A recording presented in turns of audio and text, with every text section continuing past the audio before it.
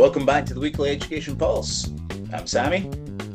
I'm Tony. Each week we break down the key developments shaping the international and independent school sector.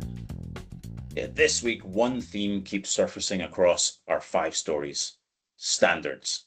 How quality is defined, how it's protected, and how it's being used as a strategic asset. Yeah, we have stories from Singapore, Australia, and the UK. A story about how accreditation is reshaping online education, and a development that tells us something more important about how prestigious school brands are expanding their reach. So, Tony, why don't we jump into it? Let's begin in Singapore with a piece that sets a useful framework for the whole episode. A recent guide outlines the key indicators that distinguish the best international schools in Singapore, and it's worth walking through because the same indicators apply across every market we cover. Singapore is one of the most competitive international school markets in the world. Families relocating there face a genuine abundance of choice, and as this guide makes clear, impressive facilities alone do not define quality. So let's take a look at the first indicator, which is a globally recognised curricula. The IB, IGCSE, IGCSE, A-levels, advanced placement, and BTEC frameworks. These are not just brand names, they are structured academic pathways that create coherence and progression from early years through to pre-university study. The second is consistent and transparent academic outcomes, not just strong results, but schools that openly share their data, being university destinations, exam performance over time. That transparency is a signal of accountability. The third is structured academic support. The best schools provide EAL programs, learning support, and personalised interventions, because a school that admits a diverse international school body but fails to support those students is not actually delivering on its promise.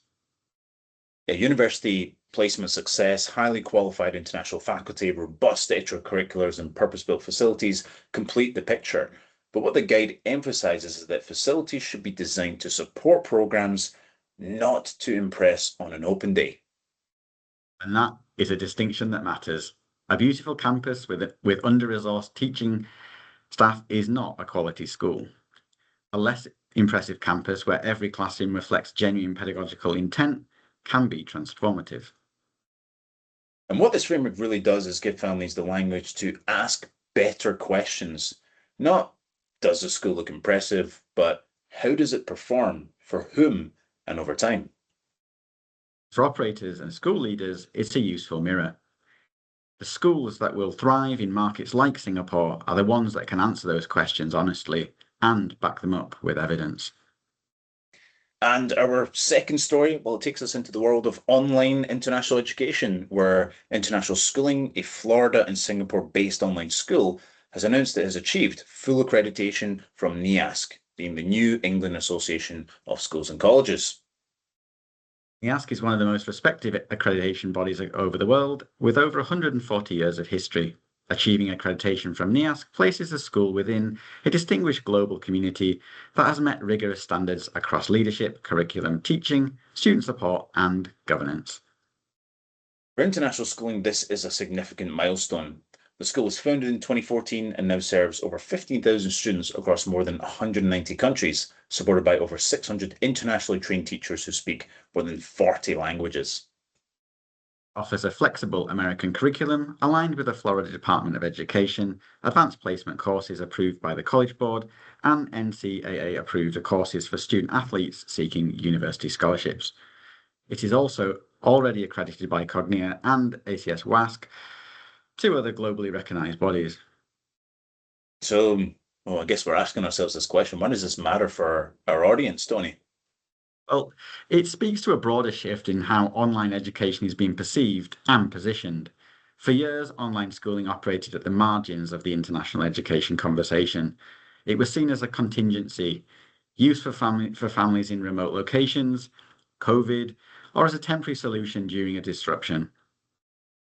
But what we are increasingly seeing is online schools seeking and achieving the same accreditation standards as traditional brick-and-mortar institutions, and that changes the conversation. It means that families in any of those 190 countries now have access to an accredited US curriculum education that can open doors to universities worldwide, for highly mobile families, for students in markets with limited local options, or for student athletes managing training schedules around study. That flexibility has genuine value. Yeah, the graduation ceremony International Schooling hosted in Dubai, bringing together students, teachers, and families from over 45 different countries. So it's a good illustration of what this kind of institution is building. It's not just a curriculum delivery mechanism, it's a community built across distance. And as accreditation standards catch up with the reality of online education, more families will be making the comparison between online and in-person provision on equal terms. That is a development the traditional sector will need to take seriously. Third story brings us to the UK, where Repton School has announced that Bowdon Prep School will join Repton Family of Schools from September 2026. Yeah, and alongside this, Bowdon Prep will become co-educational, opening its doors to girls from kindergarten to year 3. Bowdon Prep is based in Cheshire, in the northwest of England, a well-regarded prep school with a strong pastoral care and academic standards. Joining the Repton family of schools extends the network of a brand that is increasingly active in building a coherent group of UK independent schools. Yeah, Repton School itself is one of England's oldest and most prestigious independent schools, founded in 1557. And it's a brand that Cognita has been building international partnerships around, because Repton already operates schools in the UAE, Qatar, and other international markets. This development has two layers. At a domestic level, it strengthens Repton's UK network by adding a quality prep school in a strong catchment area. At the international level, it adds further credibility and depth to the Repton brand that is being exported globally. Yeah, the move to co-education at Bowdon is also worth noting. It reflects a broader trend we're seeing across the UK independent sector. Schools that were historically single sex are opening to all genders, particularly at the younger age ranges in response to changing family expectations, demographic pressures, and economic pressures. And the language used by Bowdon's head is telling. Extending co-educational is described as a natural and carefully considered evolution, one that allows more families to access what the school offers while ensuring stability and continuity for existing pupils. And that is the balance every school in transition is trying to strike. Change enough to stay relevant, but stay grounded enough to preserve what works. And for Repton, this adds another piece to a growing domestic and international network, one where the brand carries weight on both sides of the equation. And that takes us to our fourth story, where we're going to Australia, where Julian Hill, the Assistant Minister for International Education, has set out the government's priorities for the sector in 2026. Australia is one of the world's most significant international education destinations, and this piece is a useful window into how the major government is thinking about the balance between growth, quality, and integrity. Yeah, the headline numbers are these. In 2025, Australia introduced the first national planning level, capping onshore international student commencements at 270,000. In 2026, the level rises to 295,000, giving room for sustainable growth, but remaining below the post-COVID peak. The message is clear. Australia is not trying to maximise volume. It is trying to manage quality, protect its reputation as a premium destination, and ensure the sector is operating with integrity. And on integrity, the government is moving decisively. 2026 will see the implementation of the Education Legislation Amendment Integrity Act, the ELA Act, which strengthens provider regulation, introduces provisions to suspend the registration of providers under serious investigation, and bans the payment of commissions to education agents for international student transfers. That last point is significant. Commission-based agent incentives have long been a pressure point in the sector. When agents are paid to move students between institutions, the interests of the agent and the interests of the student may not be aligned. Removing that incentive is a meaningful step. Yeah, the minister also signals that the conversation in 2026 is moving beyond economics. Australia wants to frame international education as part of its state craft, building relationships, developing future leaders in the region, and projecting soft power. New international education and skills strategic framework is being developed, which will set the direction for the next several years. And what this tells us is that Australia is in a period of deliberate recalibration, not retreat, but a clear decision to compete on quality rather than volume, and to build a sector that can be defended to students, to policymakers, and to partner countries as genuinely world-class. Tension between those ambitions and the practical realities of managing a complex, high-volume sector will be something to watch, but the direction of travel is clear. And our final story, well, we're going back to the UK, where Cognita has announced a partnership with Aylands School, one of South London's leading co-educational day schools, to open 2 new schools in North London. From the previous episode, we know that Northbridge House Regent Park Preparatory School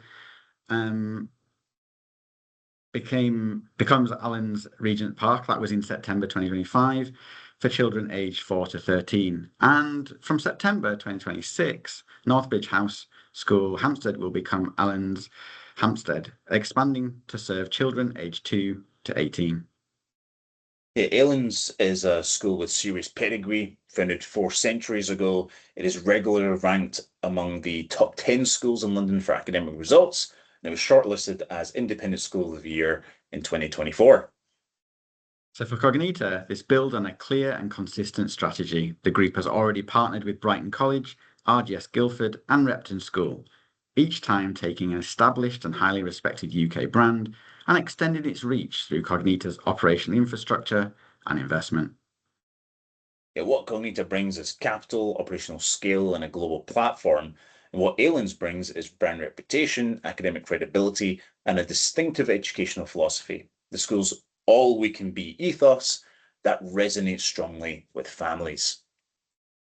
Cognita is also investing in campus developments at both sites, including a new pastoral care centre called The Well, and tech studios for Aylands' pioneering AI curriculum, which focuses on technology and ethical skills. Yeah, and that last detail is worth pausing on. A curriculum that explicitly addresses technology and ethics, built into the fabric of North London Day School. It speaks to what premium independent education is increasingly being asked to deliver, not just academic rigor, but preparation for a world shaped by AI, digital tools, and the complex decisions that come with them. And for North London families who may not previously have had access to an Aylands level education, this expansion creates new options. It's a good example of how the best operators in the sector are growing, not by building generic campuses from scratch, but by taking proven brands, embedding them in new locations, and investing in the infrastructure to make them work. Scale through partnership rather than replication, because a model that is clearly gaining momentum. And that brings us to the end of this week's episode. What connects these 5 stories is a consistent thread running through all of them: standards, and the different ways the sector is working to define, protect, and build on them. In Singapore, families are getting clearer about what quality actually looks like. In Australia, a government is using regulation to enforce it. In the online space, accreditation is giving credibility to a model that was once seen as second best. And in the UK, prestigious bands are being extended and invested in as a way of making quality more accessible. So the sector is maturing, the conversation is moving beyond presence and towards performance, beyond growth and towards sustainability. That is a healthy development for students, for families, and for operators who are genuinely committed to doing this well. So, if there's a development in your region that we should be covering, please do get in touch. We'll be back next week with another global update. Until then, we'll see you next time.